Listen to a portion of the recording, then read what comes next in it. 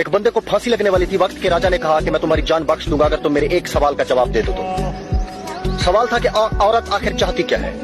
उसने कहा कि कुछ मोहलत मिले तो ये पता करके बता सकता हूँ। राजा ने 1 साल की मोहलत दे दी। वो बहुत घूमा, बहुत लोगों से मिला, मगर कहीं से भी कोई तसल्ली बख्श जवाब नहीं मिला।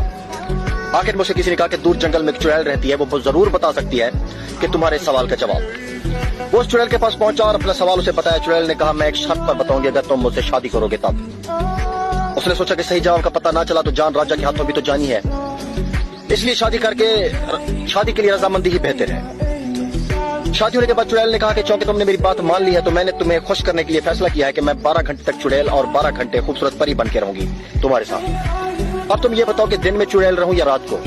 अब उस बेचारे ने सोचा कि अगर ये दिन में चुड़ैल हुई तो दिन नहीं गुजरेगा, और अगर रात में हुई तो रात डर डर कर गुजरेगी। आखिर में उसने कहा कि जब तुम्हारा दिल करे तो परी बन जाना, और जब तुम्हारा दिल करे तो चुड़ैल बन जाना।